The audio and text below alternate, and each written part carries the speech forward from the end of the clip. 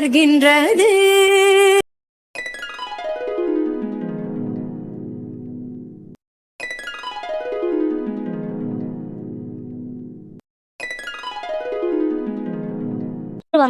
இல்லைன்னா ஏதாவது மாப்பிள்ளைய பார்த்து தள்ளி விட்டுருவாங்கடி. உன் வீட்லேயே அப்படின்னா எங்கள் அப்பங்காரர் அதுக்கு மேலையில் எதுக்கு வம்பு? பேசாமல் வந்ததே ஓகே தான். சரி விடு, இன்னொரு நாள் பார்த்தா சாரி கேட்டுக்கலாம். ஆமாடி முத்து. இந்த அசைன்மெண்ட் எல்லாம் எவன் தான் கண்டுபிடிச்சானோ? சே, எவ்வளோ எழுதினாலும் அச்சை பாத்திரம் மாதிரி வந்துக்கிட்டே இருக்கு. இது முடிச்சிட்டேன். ஐயோ, இந்த புக்கில் பாதி இருக்கே. இதை ஃபுல்லாக எழுதி முடிக்கிறதுக்கு முன்னே விடிஞ்சிரும். நைட்டே உட்காந்து பேசாமல் எழுதி முடிச்சிருந்துருக்கலாம். காலையில் பார்த்துக்கலான்னு நைட்டு தூங்கினது தப்பாக போயிடுச்சு.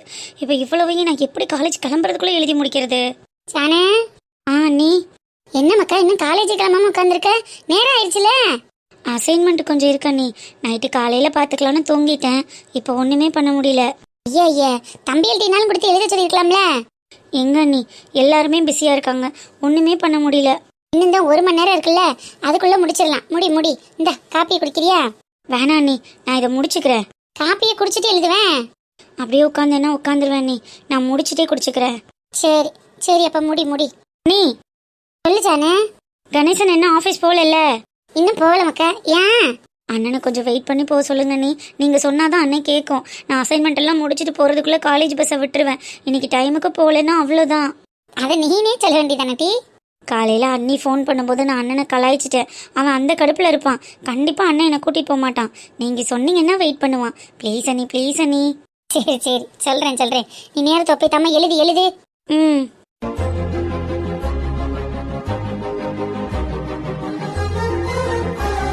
இப்போ நீ என்ன சொல்ல வர? நிச்சயத்தை சிம்பிளா பண்ணலாமா இல்ல கிராண்டா பண்ணுவோமா?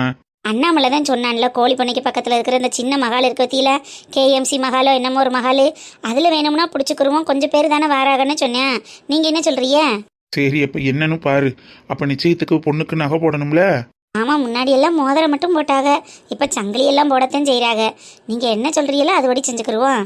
எத்தே காப்பி வேண்டாமக்க, மாமாக்கு எடுத்துட்டு இல்லையா? மாமாக்கு கொடுத்துட்டேன், குடிச்சிட்டாங்க. சரிம்மா. அரசி, இந்த நிச்சயத்துக்கு என்ன பண்ணலான்னு மாமா கேட்குறாங்க. நீ என்ன சொல்ற? என்ன பண்ணலான்னா என்ன மாதிரி கேட்குறியத்தே? இப்பெல்லாம் அந்த நகை போடுறாங்கல்லம்மா, அதில் என்ன பண்ணலான்னு கேட்குறேன். பொண்ணு மாப்பிள்ள மாற்றிக்கிறதுக்கு அரப்பவே மோதிரம் எடுத்தாலும் கழுத்துக்கு 5 பவன் சங்கிலி போடணும்லத்தே. 5 பவன் போடணுமா அரசி? என்ன மாமா மறந்துட்டீல? எனக்கே 3 பவன் போட்டியே. வரப்போற மருமகளுக்கு 5 பவனாலும் போடுறது இல்லையா? ஆமா, உனக்கு சங்கிலி போட்டோம்ல. ஆமாத்தே, அப்பவே எனக்கு 3 பவன் சங்கிலி போட்டியே. இப்போ வெண்பாவுக்கு 5 பவனாலும் போடணும்ல. அது என்னம்மா அரசி கணக்கு? உனக்கே 3 பவன் போட்டோம், அதுக்கு 5 பவன் போடணும்னா ஒன்றும் புரியலையே. உனக்கு என்ன செஞ்சோமோ அதைத்தான் அந்த பிள்ளைக்கும் செய்யணும். அதான முறை? ஆமா அரசி, அப்படித்தானே செய்யணும். அது எப்படி ஒருத்திக்கு குறைச்சும் ஒருத்திக்கு கூட்டியும் செய்யக்கூடாதுல்ல? எல்லாரும் வீட்டுக்கு வந்த மருமக தானே. இல்லத்தே, எனக்கு கல்யாணம் முடிச்சது அப்போ. இப்போ பிள்ளைகளுக்கு இந்த மாதிரிலாம் பண்ணிக்கிறாங்கல்ல, நம்ம வீட்டு மருமகளுக்கு போடுறதுக்கு எதுக்கு கணக்கு பார்க்கணும்? கணக்குக்காக சொல்லலம்மா, முறைன்னு ஒன்று இருக்குல்ல. மூத்த மையம் பொண்டாட்டிக்கு 3 பவன் தான் போட்டாங்க, இளைய மையம் பொண்டாட்டிக்கு 5 பவன் போட்டாங்கன்னு மற்றவங்க பேசிடக்கூடாதுல்ல. மற்றவங்க பேசுறதுக்காகன்னு இல்லை, எங்கள் மனசாட்சிக்கு ஒரே மாதிரி செஞ்சு விட்டுட்டு போயிடுறோம். உனக்கு 3 பவன் தானே போட்டோம், அந்த பிள்ளைக்கு 3 பவனே போட்டுட்டு போவோம். ஆமாம்மா, 3 பவன் போடுவோம், அரப்பவே மோதிரம் போடுவோம். சரியா?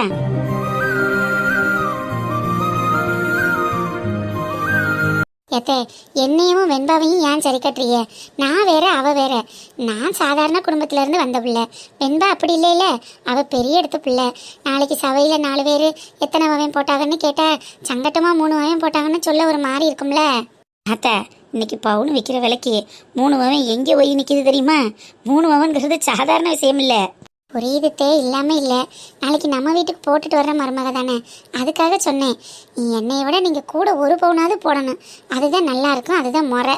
மூத்த மையம் பொண்டாட்டி எனக்கே 3 பவன் தான் போட்டிய, இளைய மையம் பொண்டாட்டிக்கு இப்படி 5 பவன் போடுறியன்னு கேட்காம என்னைய விட 1 பவுனாவது கூட போடுங்கன்னு சொல்ற பெருந்தன்மை எல்லாருக்கும் வராதுமா. எப்போதும் என் மருமக அரசி பெருங்குணம் உள்ளவ, அதனால தான் அவள் மனசும் இப்படி இருக்கு.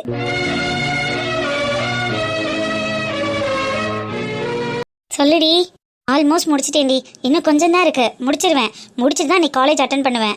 சூப்பர் ரீ, நானும் உட்காந்து எழுதிட்டு தான் இருக்கேன். இன்னைக்கு அப்பாவை தான் கொண்டு வந்து விட சொல்லணும். நானும் அண்ணன் கூட தாண்டி வர போறேன். ஓகேடி, அப்போ காலேஜில் பார்க்கலாம், பாய். ஓகே ஓகே, எனக்கும் ஏதோ செகண்ட் கால் வந்துட்டே இருக்கு. ஒரு நிமிஷம் இரு, நான் கூப்பிடுறேன். யாரு? புது நம்பரா இருக்கு. ஹலோ. ஹலோ, யாரு? யார்கிட்ட இவ்வளோ நேரம் பேசிட்டு இருந்த? நான் யார்கிட்ட பேசினா உங்களுக்கு என்ன? யார் நீங்க? உங்களுக்கு என்ன வேணும்? யார்கிட்ட பேசிட்டு இருந்தேன்னு கேட்டேன். ஹலோ, நான் யார்கிட்ட பேசினா உங்களுக்கு என்னங்க? உங்களுக்கு இப்போ என்ன வேணும்? நீங்க ஏன் அதெல்லாம் கேட்குறீங்க? இங்கே பாரு, இன்னொரு முறை நான் ஃபோன் பண்ணும்போது வெயிட்டிங் கால் போச்சு, அவ்வளோதான் சொல்லிட்டேன். எனக்கு இருக்கா? என் ஃபோனுக்கு கால் பண்ணி என்ன வெயிட்டிங் கால் போகக்கூடாதுன்னு சொல்லிட்டு இருக்கான். ஏய், யார் நீ? யாராக இருந்தால் உனக்கு என்ன? இனிமேல் நான் அடிக்கடி கால் பண்ணுவேன். நான் கால் பண்ணும்போது வெயிட்டிங் கால் போச்சு, அவ்வளோதான். சரியான பைத்தியமா இருப்பானோ? Hello, wrong number. ஏய், ராங் நம்பர்லாம் இல்லை, ரைட் நம்பர் தான். இனிமே நான் கால் பண்ணும்போது வெயிட்டிங் கால் போகக்கூடாது, ரைட்டா? இடியட். நான் அசைன்மெண்ட்டை முடிக்கக்கூடாதுன்னு இந்த 4 பேரும் தான் ஜென் வாய்ஸில் பேசி கலாட்டை பண்ணுவாளுங்க. நான் காலேஜில் போய் உங்களை வச்சுக்கிறேன்டி.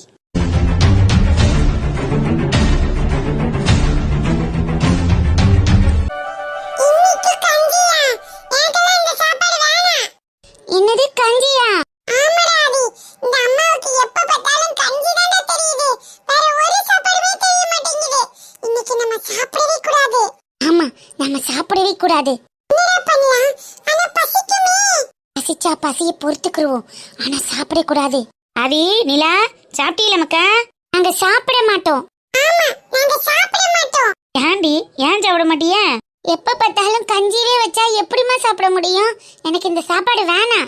ஆமா, எனக்கு வேணாம். ஏன் வேணா? பழைய சோறையா போட்டிருக்கேன். சுடு சோற சுடு கஞ்சியை தானே வடிச்சு வச்சிருக்கேன். துவையல் இருக்கு, தொட்டுக்கிட்டு சாப்பிடுங்க.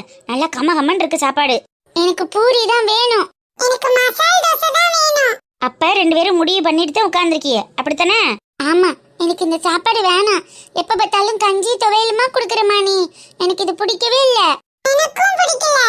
சரி, அப்ப சாப்பிட வேணா? தட்டை வச்சுட்டு 2 பேரும் எந்திரிச்சு பள்ளிக்கூடத்துக்கு கிளம்புங்க.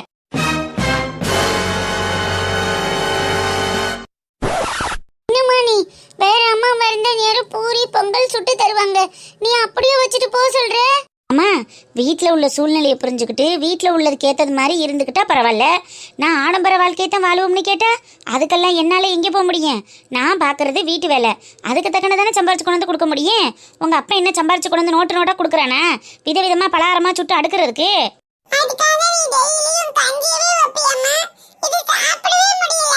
ஆமாம்மா, இது சாப்பிடவே முடியல.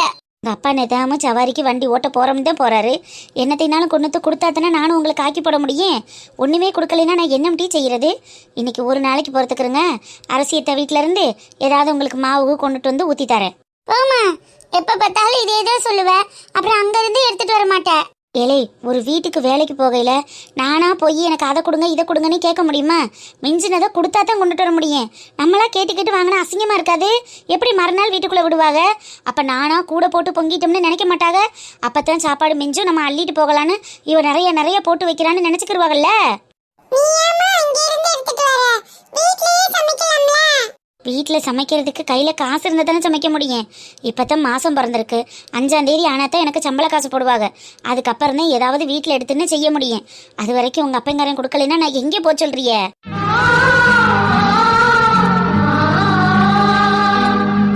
மயிலே, சொல்லும், உனக்கு என்ன? ஒரு 6000 ரூபாய் காசு இருந்தா கொடுக்குறியா? 6000மா? ஐம்பது காசுக்கு நான் எங்கே போவேன்? ஆமாம், எதுக்கு உனக்கு 6000 இப்போ? இல்ல மயிலே, இன்னும் 2 நாள்ல திருப்பி கொடுத்துறேன். ஒரு 6000 கொடுவேன். நீ திருப்பி கொடுக்கறதெல்லாம் இருக்கட்டும், எதுக்கு முதல்ல காசு உனக்கு அதை சொல்லு. ஆட்டோக்கு டியூ கட்டணும் மயிலே, வேற எதுக்கு கேட்க போறேன்? ஆட்டோக்கு டியூ கட்டணுமா? இந்த மாதம் சம்பாரிச்சதுல எனக்கு 4 நாள் தான் காசு கொடுத்துருக்க. மித்த காசை பூரா நீ தானே வச்சிருக்க. இப்போ கொண்டுட்டு வந்து 6000 கூட கையில் இல்லாமல் டியூ கட்டணும்னா 6000 கூட நீ சம்பாதிக்கலையா? அப்புறம் எதுக்கு தான் ஆட்டோ தூக்கிட்டு ரோட்டோட்டுன்னு ஓடுற? என்னடி பண்ண சொல்ற? கையில காசு இருக்கிறது மாதிரி தான் தெரியுது. பெட்ரோல் விலையே இன்னைக்கு என்ன விலை விற்கிது தெரியுமா? அதுலயும் அங்கே கொண்டு போடுறேன் இங்கே கொண்டு போடுறேன்னு எல்லா விலையும் ஏற்றி போட்டாங்க. நான் சவாரிக்கு கூட 10 ரூபா வச்சா கூட யாரும் சவாரிக்கும் வரமாட்டேங்கிறாங்க. பெட்ரோல் போடுறதுக்கும் சவாரி வர்றதுக்கும் அங்கங்கே டீ காஃபி குடிக்கிறதுக்குமே சரியா போகுது மயிலு. அப்புறம் எங்கிட்ட இருந்து நான் காசு கொண்டுட்டு வர்றது? வீட்டுக்கு தான் 10 ரூபா காசு கொண்டு வந்து கொடுக்கல, நீ டியூ கட்டுறதுக்காவது கொஞ்சமாவது காசு சேர்த்துருக்கணும் இல்லையா? அதுவும் இல்லாமல் என்கிட்ட வந்து கேட்குற, என்ன அர்த்தத்தில் தான் கேட்குற நீ? பிள்ளை எந்த இட்லி கொடு, தோசை கொடு, பூரி கொடுன்னு கேட்குதுங்க. நேதாமல் அதுகளுக்கு பழைய சொரையும் சுடுகஞ்சியுமா போட்டு துவையில் அரைச்சி வச்சுக்கிட்டு இருக்கேன். அதுகளை கொஞ்சமாவது யோசிச்சு பார்த்தீங்கன்னா இப்படி ஒரு பொழப்பு பொழப்பியா? வேற ஏதாவது ஒன்று பண்ணுனாலும் அதையும் பண்ண மாட்டேங்கிற, ஆனமான பொழப்பும் பழைக்க மாட்டேங்கிற. நேதாமும் 10-20 கூடி கொண்டுட்டு வந்தாலும் அதையும் வர்ற வழியிலேயே குடிச்சிட்டு வந்தால் எப்படி கையில் காசு நிற்கும்?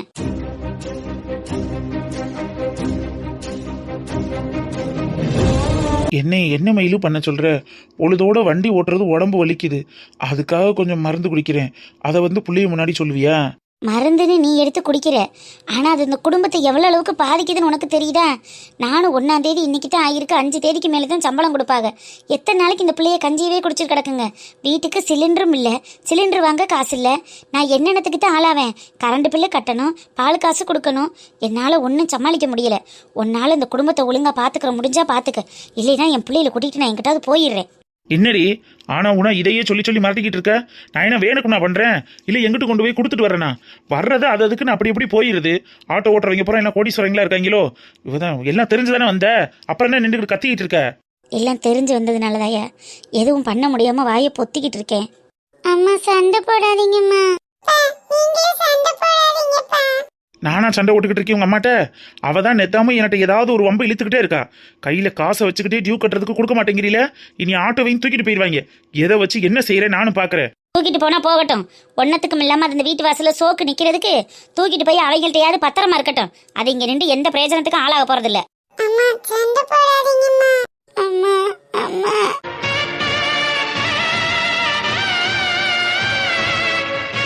வேலைக்கு போற சம்பாதிக்கிறோங்கிற திமிர்ல பேசுற.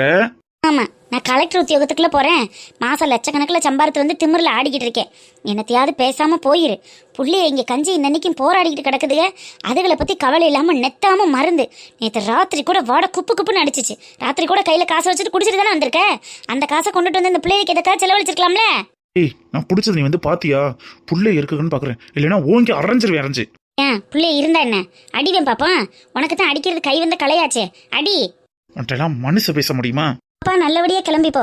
இப்படின்னு ஏதாவது ஒன்று கேட்டு காசுக்கு கணக்கு வழக்கு கேட்டுட்டோம்னா போதும், உடனே சத்தியதிக்கு தோல்ல விட்டுக்கிட்டு செருப்ப மாட்டிக்கிட்டு விறுவிறுன்னு போறதானே உனக்கு தெரியும். வேற என்ன தெரியும்?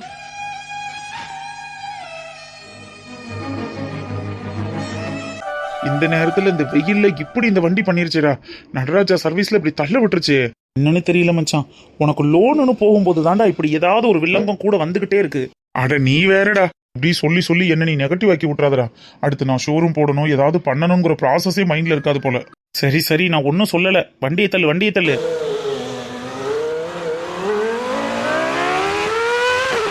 என்ன ஜானு, காலேஜ் எல்லாம் ஓகே தானே? உனக்கு செட் ஆயிடுச்சுல? என்ன அப்படி கேக்குற? என் +2 ஃப்ரெண்ட்ஸ் எல்லாரும் தானே காலேஜ்ல ஒண்ணா இருக்கோம், அதனால எனக்கு செட் ஆயிடுச்சு. ஏய், உனக்கு ஃப்ரெண்ட்ஸ் எங்க போனாலும் செட் ஆயிடும்னு எனக்கு தெரியும். காலேஜ் செட் ஆயிடுச்சான்னு கேட்டேன். அதுவும் ஓரளவுக்கு ஓகே தான். சீனியர்ஸ் எல்லாம் ரேக் பண்ணுவாங்களே, அந்த மாதிரி எல்லாம் ஏதாவது நடந்துட்டு இருக்கா? சீனியர் ராகிங் இல்லாம இருக்குமா? அதெல்லாம் இருந்துச்சு. ஆனா ஓவர்டேக் பண்ணி வந்துட்டேனே. இன்னும் 2 மாசம்தான், அதுக்கப்புறம் நாங்க சீனியர் ஆயிடுவோமே. ஆமால, அடுத்த வருஷம் நீ சீனியர்ல. செகண்ட் இயர் போயிட்டா கெத்து காட்ட ஆரம்பிச்சிருவ. ஆமா, எங்க சீனியர் என்ன இப்படிலாம் ரேக் பண்ணாங்க, அதே மாதிரி நானும் பண்ணணும்ல. ராம பேங்க்குக்கு தானே போக சொன்னேன். இவன் என்ன பைக்கை தள்ளிட்டு இங்கிட்டு இருந்து வர்றான்? ஆமா, பைக்கை ஓட்டாம ஏன் உருட்டிட்டு வராங்க?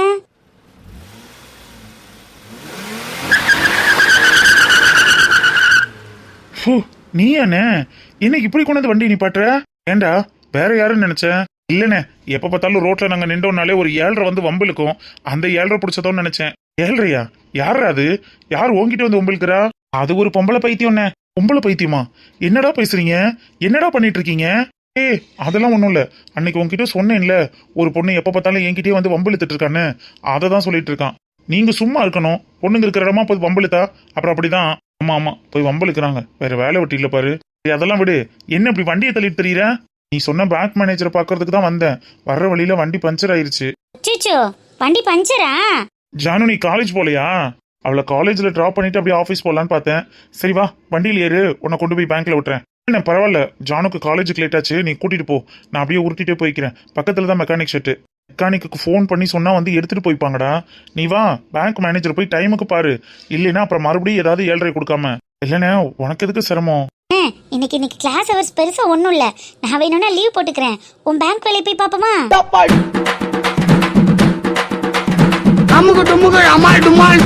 காலேஜ கட்டடிக்க எப்படான்னு திரியற நீயே? இல்லைண்ணே, ராமண்ண பாவம் ரொம்ப நல்ல லோனுக்காக அலைஞ்சிட்டு இருக்கல, அதுக்காக சொன்னேன். என் பிரச்சனையை நான் பாத்துக்கிறேன். நீ ஒழுங்கா போய் படிக்கிற வேலையை பாரு. முதல்ல உன்னை கொண்டு காலேஜ்ல டிராப் பண்ணிட்டு அதுக்கப்புறம் அவனை நான் பேங்க்கு கூட்டிட்டு போய்க்கிறேன். எனக்கு பேங்க் மேனேஜர் ஃப்ரெண்டு தான், ஒரு பிரச்சனையும் இல்ல. ஏண்ணே ராமண்ண மேல அக்கறையே இல்லாம இருக்க? நம்ம தங்கச்சி நம்மள மாதிரியே இருக்குல்ல? அண்ணே சேம் பிஞ்ச். சாக்லேட் வாங்கி கொடுத்துருமா? கண்டிப்பாண்ணே. ஆனா நல்லா வந்து சேர்ந்திருக்கீங்கடா. எனக்கும் தம்பி தங்கச்சின்னு எந்த வேலையை கொடுத்தாலும் அதுல லீவ் போடுறது கட்டை அடிக்கிறதுன்னு பிளானு இல்ல, பழகிடுச்சுனே. சரி சரி, டைம் ஆச்சு, வண்டியில ஏறுங்க. இப்ப பைக்கு மெக்கானிக் நம்பர் இருக்கு, நான் ஃபோன் பண்ணி வந்து எடுத்துட்டு போக சொல்றேன். மச்சான் அப்புறம் என்னடா, வா கார்லயே போயிடலாம். சரிண்ணே வா போலாம். ராமண்ணனை வச்சு எப்படியாவது கட்டடிக்கலான்னு பார்த்தா முடியலையே.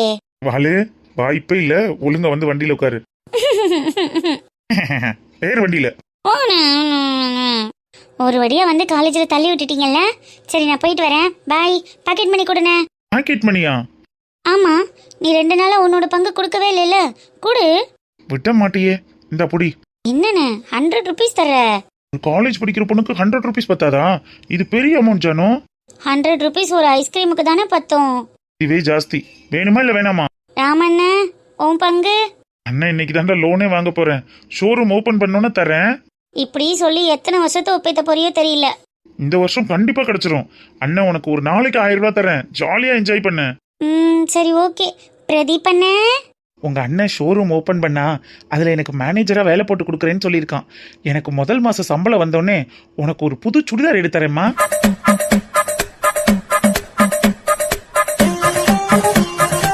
அவங்க 2 பேர் கையிலயும் 10 பைசா கிடையாது. அவங்கள நம்பினா அந்த 100 ரூபாயும் பிடிங்கிக்கிருவேன். எப்படி வசதி? பரவாயில்ல, இதாச்சும் கிடைச்சிச்சு, கொடுங்க. உறவுகளாலே உலகம் தொடர்கின்றது.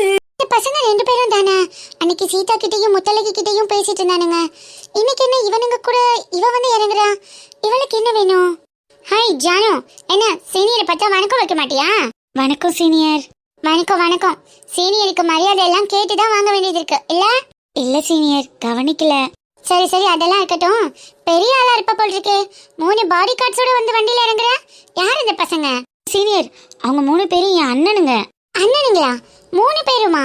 ஆமா சீனியர், 2 பேர் என் அண்ணன், ஒருத்தர் என் அண்ணனோட ஃப்ரெண்டு. அவர் எனக்கு அண்ணன் தான். ஓஹோ, அப்ப நீ பாதுகாப்பு படையோட தான் டெய்லி காலேஜ்க்கு வருவியா? அப்படியெல்லாம் இல்ல சீனியர். சரி அதெல்லாம் இருக்கட்டும். கார்ல எல்லாம் வந்து இறங்குற. உங்க அப்பா என்ன வேலை பாக்குறாரு? ஏஜிஆர் கம்பெனி கேள்விப்பட்டிருக்கீங்களா சீனியர்? ஏஜிஆர் கம்பெனி கேள்விப்படாம யாராவது இருப்பாங்களா? அது எவ்வளவு பெரிய கம்பெனி, எவ்வளவு பெரிய பிசினஸ். அதுக்கு உனக்கு என்ன சம்பந்தம்? எங்க கம்பெனி தான் சீனியர், எங்க அப்பாவோடது. என்னடி சொல்ற? அவ்வளவு பெரிய கம்பெனி ஓனர் பொண்ணா நீனு? ஆமா சீனியர், எங்க பெரிய அண்ணன் பேரு அண்ணாமலை, எங்க 2வது அண்ணன் பேரு கணேஷ், 3வது அண்ணன் பேரு ராம். அதனாலதான் 3 பேரோட இனிஷியலையும் கம்பெனி நேமா வச்சிருக்காங்க. ஓஹோ, அவ்வளவு பெரிய கம்பெனி ஓனர் பொண்ணா நீனு? அதனாலதான் கார்ல வந்து இறங்குறியா? நான் பஸ்லயும் வருவேன் சீனியர். இன்னைக்கு அண்ணன் கூட வரணும்னு வந்துட்டேன். உங்க அண்ணனுங்களுக்கெல்லாம் கல்யாணம் ஆயிடுச்சா? பெரிய அண்ணனுக்கு கல்யாணம் ஆயிடுச்சு, 2வது அண்ணனுக்கு பொண்ணு பார்த்துட்டோம், 3வது அண்ணனுக்கு மட்டும்தான் இன்னும் பொண்ணு பார்க்கல. 3வது அண்ணன் தான் அந்த ஒயிட் ஷர்ட் போட்ட பையனா? ஆமா சீனியர். அந்த அளவுக்கு நோட் பண்ணீங்களா? அந்த அளவுக்குலாம் இன்னும் நோட் பண்ணல. பார்க்கும்போது ஒயிட் கலர் பளிச்சுன்னு இருந்தது, அதனால தான் கேட்டேன். ஓகே ஓகே சீனியர், கிளாஸுக்கு டைம் ஆயிடுச்சு. சரி நீ கிளம்பு. தேங்க்யூ சீனியர், பாய். எவ்வளோ பெரிய பணக்கார வீட்டு பையன் இந்த சீதா பின்னாடி சுத்திட்டு இருக்கானா? ஒருவேளை 2 பேரும் லவ் பண்ணுவாங்களோ? சாச்சா, அந்த உம்மனா மூஞ்சியை போய் இந்த பையன் லவ் பண்ணுவானா? எவ்வளோ பணக்கார வீட்டு பையன் என்ன மாதிரி மாடர்னான பொண்ணை தான் லவ் பண்ணுவான். ஜஸ்ட் ஃப்ரெண்ட்ஸாக கூட இருக்கலாம். ஓகே, என்னன்னு கண்டுபிடிப்போம்.